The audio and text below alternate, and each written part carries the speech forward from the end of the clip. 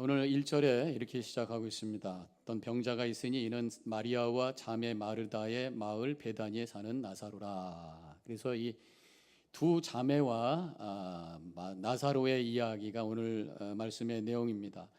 보통 가정하고 좀 달라요. 부모 얘기가 나오지 않습니다. 자녀만 사는 그러한 가정이에요. 물론 나이는 좀 젊은 어린아이들은 아니겠습니다만은 어쨌든 그 가정의 가장이 지금 나사로입니다.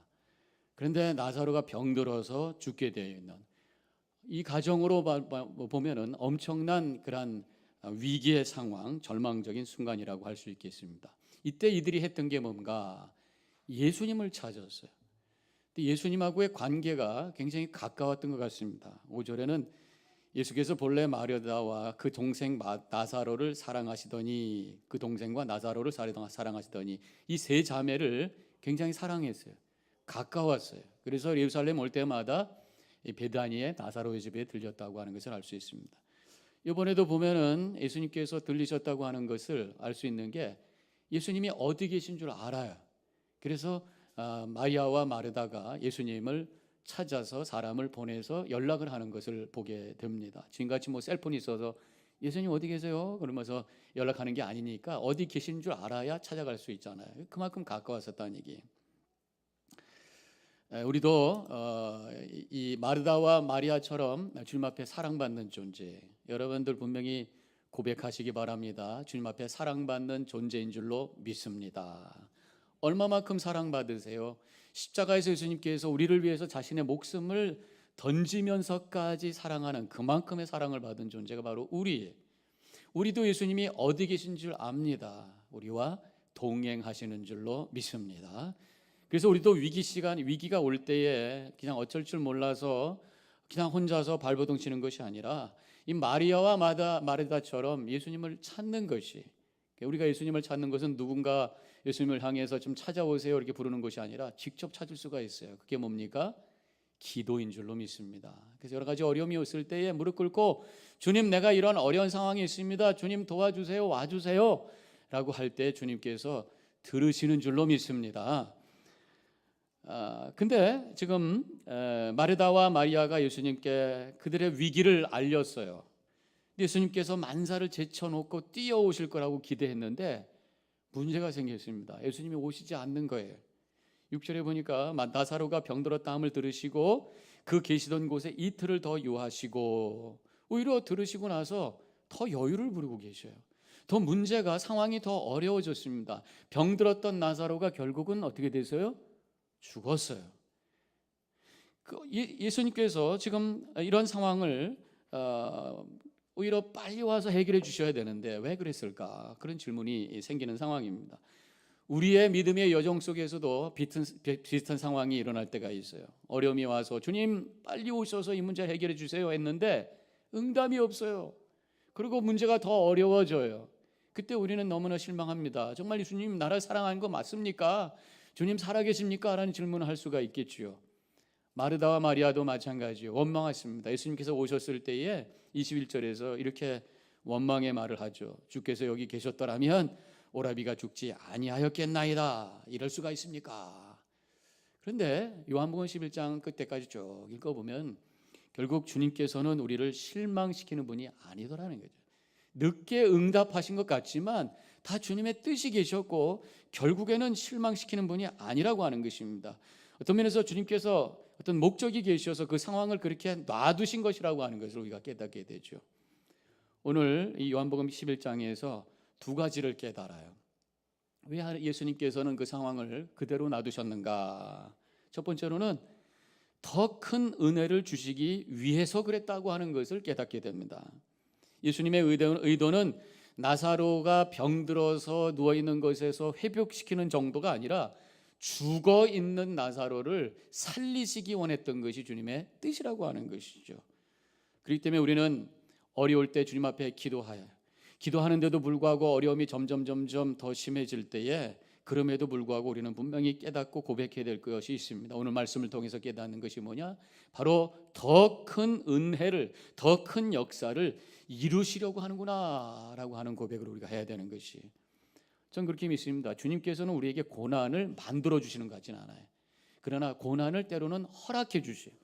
때로는 고난이 더 커지도록 놔두시기도 해. 그러나 분명한 것은 그 모든 과정을 통해서 주님의 선을 이루시는 줄로 믿습니다. 그런 믿음의 고백이 우리 가운데 있어야 돼요. 많은 간증을 들어보면요, 많은 분들이 어려움 속에서 주님을 만나요.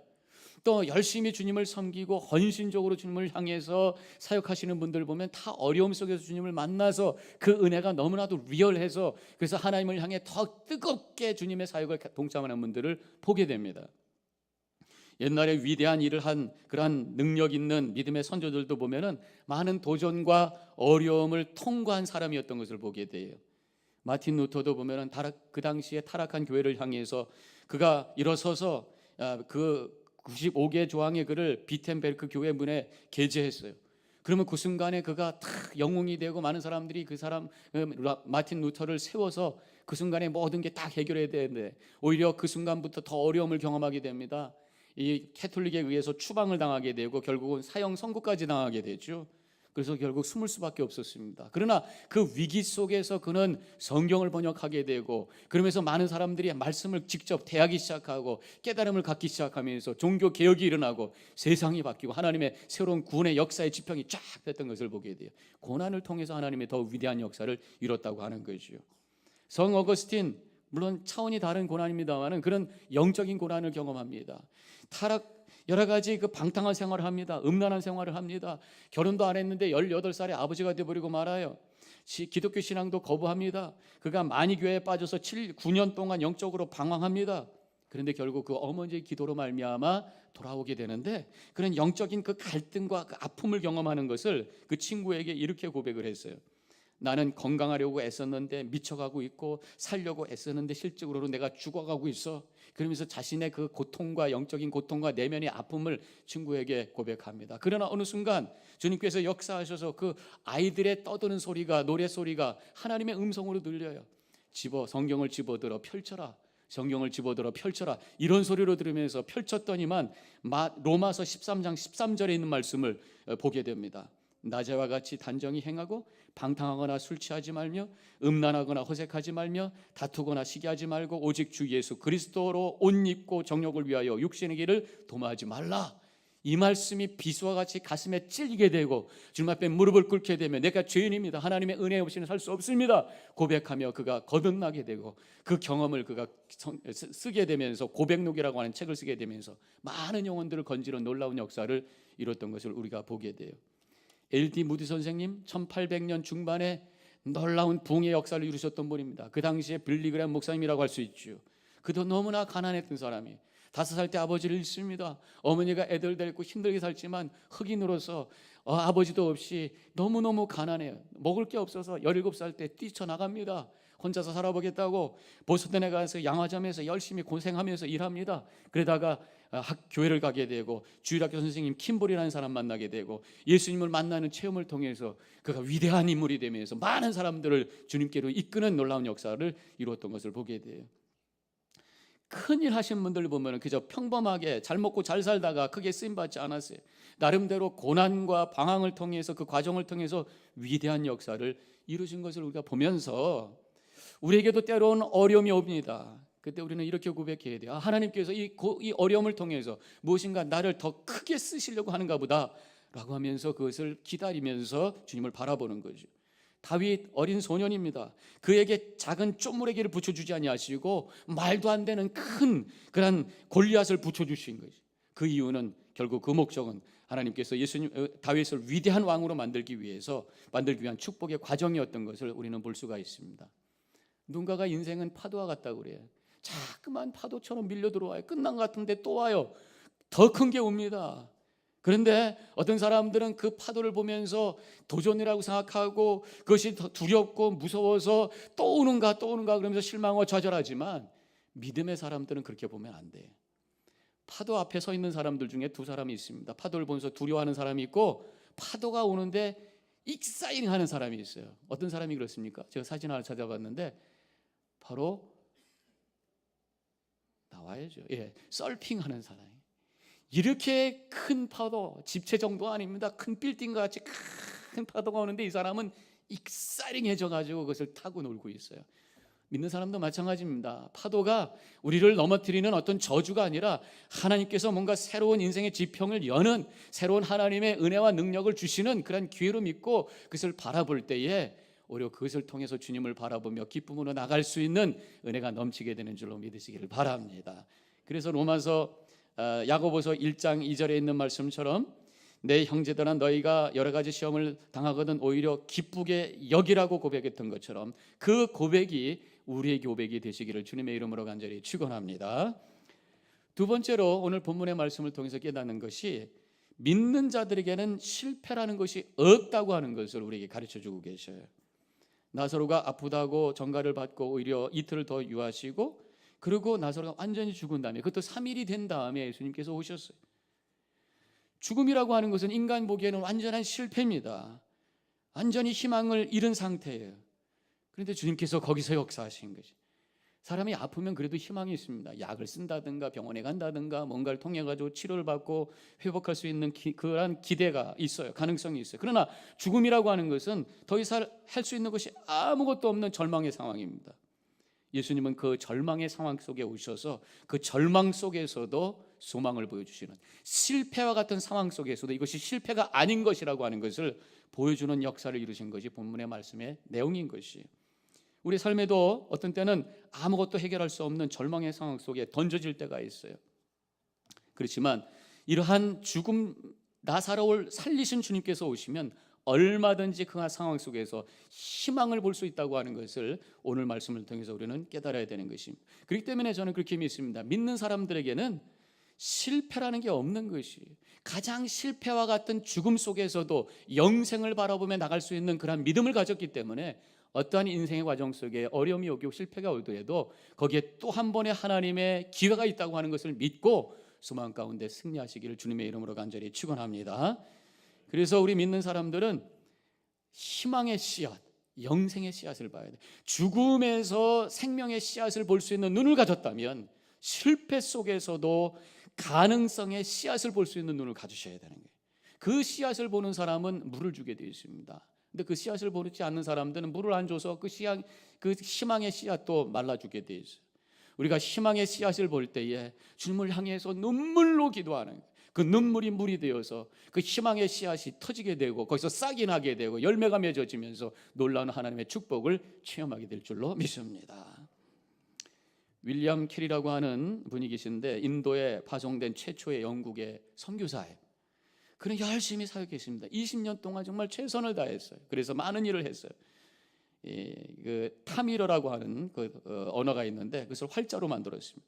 중국어 활자도 만들었어요. 인도 문법 책도 만들었어요. 인도의 고전인 산스크리트어로 구약 성경을 번역했어요. 인도의 한 부족의 언어인 벵갈어로 신약을 번역하고 벵갈어 사전도 만들었어요. 이렇게 열심히 주님의 사역을 했어요. 그런데 어느 날 그가 일하고 있는 선교센터가 불이 나버리고 말았습니다. 그가 만들어놨던 모든 파일들이 탔어요. 그런 기계들이 타버렸어요. 완전히 20년 동안의 그 땀들이 다 사라져요. 잿더미가 되어버리고 말았습니다. 너무나도 허망한 상황이 이 잿더미 위에 선교사님들이 모였어요. 그럼에도 불구하고 하나님께 예배했습니다. 말씀을 붙들었습니다. 로마서 8장 28절 우리가 잘 알고 있는 말씀 같이 함께 읽도록 하겠습니다. 우리가 알거니와 하나님을 사랑하는 자 곧 그의 뜻대로 부르심을 입은 자들에게는 모든 것이 합력하여 선을 이루시느니라. 다 끝난 것 같은 상황이지만 이 말씀을 붙들고 주님을 바라봤어요. 그때 역사가 시작이 됐습니다. 이 소식이 영국에 알려지기 시작해서요, 젊은 사람들의 가슴 속에 불이 붙여지기 시작합니다. 많은 사람들이 인도에 가겠다고 3,000명의 사람들이 헌신했는데 실제로 간 사람들은 500명이 500명 중에 50명들이 바로 이 번역 전문가들이 왔어요. 그래서 이 윌리엄 캐리하고 함께 2년 동안 다시 시작을 했습니다. 그래서 20년 동안 했던 모든 것들을 다 복구했어요. 그리고 수백 명의 새로운 헌신자들이 이 영국 선교사로 파송돼서 인도 선교가 새로운 지평을 열고 역사가 시작이 됐다는 거예요. 바로 실패와 같은 화제라는 상황 속에 오히려 새로운 성공의 역사가 시작된 그런 상황이 되었다고 하는 것입니다. 실패는 성공의 어머니라는 말이 있어요. 누가 한 거예요? 에디슨이 한 거죠. 에디슨. 언제 한 거냐면 자기의 경험을 통해서 한 겁니다. 이 전구를 만드는데 자꾸만 실패한 거예요. 그래서 2000번을 실패한 다음에 성공했어요. 그리고 그가 실패는 성공의 어머니다. 전구를 처음에 만드는 때 이렇게 큰 전구를 만든 거예요. 바로 실패가 성공의 어머니라는 말은 뭡니까? 성공을 위해서는 실패가 필요하다는 말이에요. 실패라는 어머니가 있어야 성공이라는 아들이 나오고 딸이 나온다 그런 말이죠. 예수님 모시는 사람에게도 이러한 역사가 일어난다고 하는 것을 우리가 알고 어떤 상황 속에서도 우리가 절망하면 안 되는 것이죠. 그래서 믿는 사람들에게는 기억해야 될 것이 있는데 제가 세 가지 간단하게 말씀드릴게요. 첫 번째는 실패는 성공을 위한 과정이다. 그래서 유전 하나를 만드는데도 25번의 탐사가 있어야 되고 새로운 약 하나를 개발하는데도 평균 12,000번의 실패를 통해서 만들어진다라는 거예요. 실패 없이는 성공이 있을 수 없다고 하는 것을 우리가 다시 한번 고백을 해야 될 것이고, 또 실패라고 하는 것은 두 번째로 배움의 기회라고 하는 것을 고백을 하셔야 돼요. 실패를 배움의 기회로 삼는 사람은 다른 사람에게 탓하지 않습니다. 다른 것에 탓하지 않아요. 어떤 문제가 생겼을 때 그 사람 때문이야, 그것 때문이야 그러면서 분노하고 화나서 씩씩거리고 그러면서 스트레스 받고 힘들어하는 것이 아니라 이곳에서 뭔가 내가 배울 것이 무엇인가 무릎을 꿇는 거예요. 그래서 주님께서 주시는 지혜를 가지고 인내를 배우면서 새롭게 출발할 수 있는 시간으로 만드는 것이. 또 한 가지 우리가 기억해야 될 것은 실패는 영적인 에너지를 만드는 거예요. 여러 가지 고난이 왔을 때 믿는 사람들은 무릎 꿇게 되어 있어요. 기도하게 되어 있어요. 거룩하기 위해서 회개하게 되어 있습니다. 주님을 향해 더 가까이 가기 위해서 몸부림치게 되는 거예요. 주님의 은혜 아니면 안 된다고 하는 믿음의 고백으로 엎드려지는 겸손한 그러한 순간이 되는 거죠. 신실한 사람이 되어버리는 거죠. 그 자체가 이미 성공한 것이라고 하는 것입니다. 하나님은 이러한 믿음으로 고백하며 기도하는 사람을 통해서 위대한 역사를 이루시게 되는 줄로 믿으시기를 바랍니다. 결국은 하나님이 누구신지를 아는 사람이 고난 속에서도 실패 속에서도 흔들리지 않아요. 하나님은 어떤 분입니까? 나를 사랑하는 분이에요. 하나님은 어떤 분이에요? 선하신 분이에요. 하나님이 나를 사랑하십니다. 하나님은 언제나 선합니다 라는 믿음의 고백 속에서 주님을 바라볼 때 흔들림이 없이 어떤 상황 속에서도 승리의 삶을 살게 되는 줄로 믿으시길 바랍니다. 그래서 시편 60편 1절에 이런 말씀이 나오죠. 다 같이 함께 읽겠습니다. 나의 영혼이 잠잠히 하나님만 바라며 나의 구원이 오직 그에게서 나오는도다. 주님만을 바라보기 때문에 흔들리지 아니하고 나갈 때 주시는 능력 가지고 승리하게 된다는 그런 고백의 말씀입니다. 믿는 자들에게는 죽음이라는 것도 없어요. 사실은 죽음이라는 것들은 사실 알고 보면 육신을 벗는 순간일 뿐입니다. 가장 큰 실패라고 여겨지는 죽음까지도 우리는 영생의 소망의 순간이고 성공의 순간이라고 믿기 때문에 우리에게는 실패라고 하는 건 없습니다. 나폴레옹이 내 사전에는 불가능이 없다 했어요. 우리 믿는 사람들은 내 사전에는 실패가 없다라고 고백하는 것입니다. 우리에게는 모든 것을 합력하여 선을 이루시는 주님이 있기 때문에 끝까지 기다리며 주님을 바라보며 승리를 통해서 하나님께 영광 돌리는 복된 삶을 살아나가는 우리 모든 성도님과 제가 되기를 주님의 이름으로 간절히 축원합니다. 기도하십시다. 이 시간에 잠깐 우리 자신을 되돌아보시기 바랍니다. 우리가 고난이 올 때, 어려움이 올 때 어떻게 우리가 반응하고 있는가? 걱정과 근심 속에 그저 주저앉아만 있는 것은 아닙니까? 오늘 말씀을 통해서 다시 한번 결단하시기 바랍니다. 더 큰 은혜를 주시기 위한 하나님의 섭리임을 고백하시고 우리 믿는 자에게는 절대로 실패란 없다. 어떠한 상황 속에서도 새로운 소망이 있다. 그 소망의 씨를 발견할 수 있는 눈을 뜨게 하옵소서. 잠깐 묵상 기도하겠습니다.